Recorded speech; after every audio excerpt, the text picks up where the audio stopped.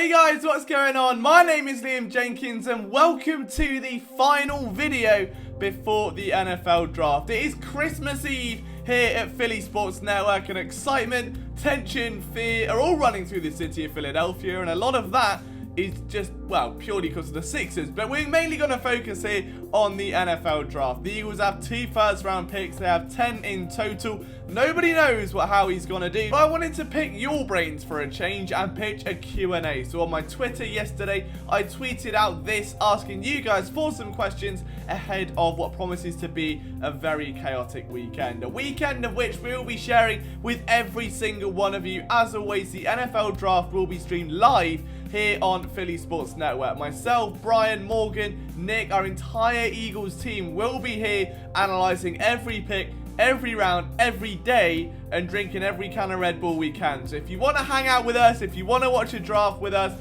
please do stop on by, swing through at some point during the weekend, and hopefully see you there. Alright, so let's get to the questions, and the first one comes from Ian Owens, who says, who is your favourite day 2 receiver in this class, and why is it not Calvin Austin? Now, ironically enough, I actually like Calvin Austin. Right, he's on returns.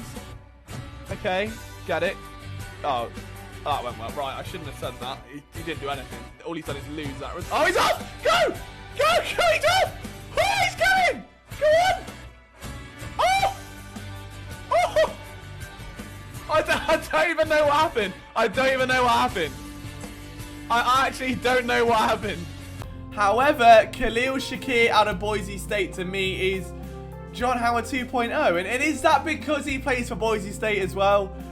Maybe. Is it because the guy's an absolute speed demon with the ball in his hands? Also potentially. If I had to pick between the two, I would go with Shakir, just because unfortunately Austin's size, he's only a smaller receiver. He's basically like Darren Sproles if he played wide out like full time, whereas Shakir is going to give you a lot more speed. He's going to be a lot of fun on the outside. I don't want to compare him to Deshaun Jackson, but there is a lot of D-Jax in his game. I think it's going to be fun to watch. Pete Kemp says, why was I not in Mock Draft Mania? Oh, because it was for PSN writers, and you don't write for PSN. Tim Sullivan, one of our writers, says, would you rather have the Eagles move up to select someone they believe to be a game changer, or stay and take 2 very good players in a deep draft? It's a great question. It really is a great question, and I think it's circumstantial because we don't know what the other players on the side of that are. I also spoke about this on Flipping the Birds last night as well, where I would genuinely like to see the Eagles kind of move up. Like, it doesn't really matter who they pick.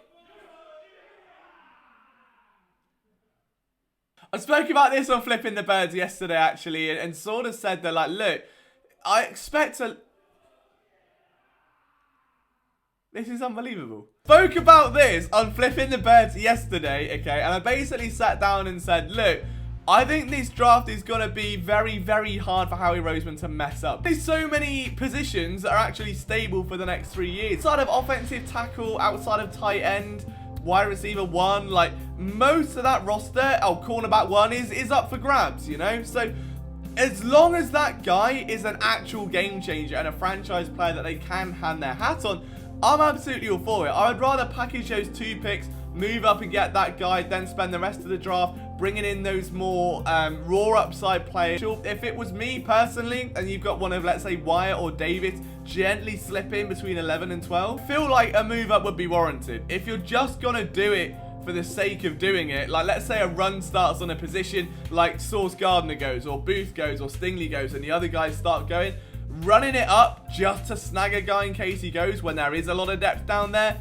I don't know. That's where I get iffy. So I know it's a long-winded answer to your question, Tim. I personally feel as though that the best thing the Eagles could do right now would be to let the board fall and then react instead of being proactive. The worst thing they could do is go out and start trying to assert themselves or get over-aggressive and overcompensate. Like, if a player's there, a player's there, alright? Zach says, with some of the signings in the offseason, do I think Howie will pass on drafting a linebacker till later? Yeah, like, Kazir White is obviously a fun name. I think Hassan Reddick is the one that people are going to point to, though. His role, I think, is very interesting because he's going to be almost that hybrid defensive end and outside linebacker. He's going to be, he's essentially what Jannard Avery could have been, but like 10 times better in this system. So I like that. I think realistically, they don't need to reach for a linebacker because, again, they're letting guys develop. You've also got Davion Taylor, who fits that raw athleticism, minimal experience, getting better. It's that prototype to a T, and it wouldn't surprise me to see how we give him a little bit more responsibility next year. They like what they've got in TJ Edwards. Singleton's out of the picture now. I think he's going to get more responsibility. Yes, the linebacker needs a dominant Mike. I can't see them drafting one. Their best bet, in my opinion, is to sign a veteran, let's say next season, like as a free agent, and let him coach up those younger players. They need a Nigel Bradham, is what they need. A Nigel Bradham for Jonathan Gannon. They thought they had it in Eric Wilson. It just didn't pan out that way. So, who knows? Time will tell. I think that they would probably prefer to go round 2 and beyond for a linebacker. I think you're looking at guys like Chad Muma. I think will probably be like the prototype guy they look for here. As fun as a guy like Nakobe Dean would be, it's just not happening in my opinion. Nick says, probably a bit more nuanced, but do you think the early success of Dickerson will cause the front office to take chances on other talented players who sustain some of the bigger injuries? Or will there be some trepidation because of what happened with Sidney Jones? Very, very good question. Again, something we spoke about yesterday on Flipping the Bird's Web. I don't know. It would not surprise me because Roseman wants guys now that are able to come in and have time. Like, it's the biggest thing that the Eagles are in the most comfortable spot in the world. Imagine sort of being like mid-20s, money behind you, comfy job, room to do whatever you want when you want to do it. Like, there's no pressure, there's no expectation there just yet. You've got everything you need to be set until you want to take that next step. I think that's where the Eagles are at. They don't need to rush this rebuild. So if you look at a player like David Ojabo, for instance, who obviously is going to miss this season, he's still somehow in the first round as a result because he's just that good. I absolutely think the Eagles, if they see him slip out of that first round, maybe deep into the second, I don't know. We've seen stranger things, right? Like Chauncey Gardner-Johnson, for instance. I remember a couple of years back where fans were pounding the table for him to pull the trigger. Never happened. I think he went like 3rd or 4th round overall. I think a player like Ojabo would fit that mold, Nick. Is someone that, coming off an injury, freak athlete, would fit everything that Howie Roseman wants in that kind of massive first step at defensive end in that strength and conditioning team. And there is a player that ticks every box but also has an injury, and they can get him for a 4th round pick instead of a 2nd. I mean, they absolutely will, because they've got the time to let that player heal properly without rushing him back into action, and that is absolutely the biggest thing. Matt Donaher says, since it's likely the Eagles will go wide receiver, unless I'm falling into the trap, what would you give in a trade to go up and get Jameson Williams? I personally wouldn't. I do like Jameson Williams. I do like Olave. I do like a lot of these guys. But when there are players like Christian Watson, like George Pickens, that are available a bit later on, I don't think you need to mortgage a house, because they're not a 1,000-yard receiver away from winning an NFC championship. For instance, if you bring in Kyle Hamilton, is putting a cap over 2 players, Epps and Harris, who are both on a 1-year deal essentially now, the worst thing in the world? Not really. If you get Jordan Davis, where Cox is on the way out, Hargrave's got 1 more year left, is that the worst thing in the world?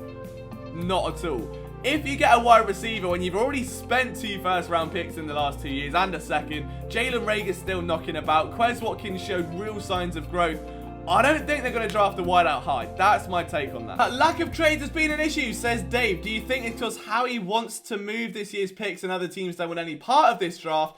Any other year, if you offer 2 firsts, you could get almost anyone. Really poor timing to get 3 firsts. I don't know about that. I think it's circumstantial. I think that the Eagles themselves are just in a bit of again, this comfy period where they don't need to have instant impact players and can afford to let the coaches work, develop players over time and grow roles. And you look at someone like, I hate to say Marcus Epps, but he is that, I think, perfect embodiment of someone that is carved up through special teams and earned a solid role. And what he does for the team is a niche, and the rest of it isn't very good, but when he does tackle and he is good in the open field, you've got yourself a safety that can hold down the fort, and you're not seeing errors like we saw on the Jim Schwartz, where corners are biting underneath or they're letting routes go over the top anymore. So I don't know as far as that. I think Howie's playing it very smart. If there are offers that come in that include a 2023 first round pick, I think he's absolutely going to take them. Purely from a perspective of it is a contingency plan if Jalen Hurts doesn't work out. If he does, fantastic, but if not, there's a very spicy QB class coming up. So the Eagles do have a lot of draft capital. I do expect some moves, but I'm not expecting massive fireworks. If anything, just keep backloading that draft capital into the back pocket, and we'll see what 2023 holds with yet another step forward in its development of the next generation of Eagles football. Tom X says, if they trade up, who are they targeting? Corner, pass rusher, or are they going for their favourite receiver and guarantee Williams? I don't know, man. It's really hard to say. I think it honestly depends how the board falls. You can absolutely see a cornerback go off the board at 6 or 7, and then the next 2 go inside the top 10. You can also see Jameson Williams go. I think you're going to see maybe Chris Olave then called up. You're going to see a lot of those guys start running. You know, second round wide receivers. There are so many second and third round guys that would get bumped up automatically. And the one thing they need to do, I think, is look at team needs and look at the depth. And you look at safety. Like, if they miss Kyle Hamilton, you've got guys like Lewis Sine and Jalen Petre there as these secondary options. If they miss on a wide receiver, we've just mentioned 2 wideouts there. There are some great deeper options as well. If they miss on one of the 3 premium corners, does it matter? Not necessarily. I mean, I like Tariq Woolen. He's my big draft crush this year. Could you groom him up as a CB2 to take over from Slay as a CB1? And if he's not good enough, you bring in someone else as a free agent. You've got Tay Gowan back there. I'm more bullish on the long-term sentiment of this team. If they trade up, for me, it's a defensive lineman. It has to be Jordan Davis. It has to be Wyatt. Maybe it's George Karlaftis. I know there's been a lot of praise about him out of Purdue. The guy's a monster. I think that could be fun. But they need to, the one area they really need to find solidarity in is the defensive line, because Fletch and Hargrave may not be around for longer than 2 years. And once BG's gone, I am not tolerating another year of Sweat and Derek Barnett at the top of the tandem of pass rushes. And underneath them, no one underneath that is serviceable right now. And it absolutely needs to change. So I think defensive end and interior defensive line are going to be the 2 areas where if they do trade up, that's where they target. I think that's just about everything. So guys, thank you so much for watching. From myself, Liam Jenkins, please come and hang out with us this weekend. I need you to keep me sane. It's going to be a chaotic few days of NFL draft coverage right here on Philly Sports Network. We won't miss a beat, and we hope you don't either. Enjoy your weekend, Eagles fans. I hope it brings you everything that you wish for, and you've all been good this year, and Santa brings you a lovely, shiny new prospect. From myself, Liam Jenkins, I'll see you tomorrow.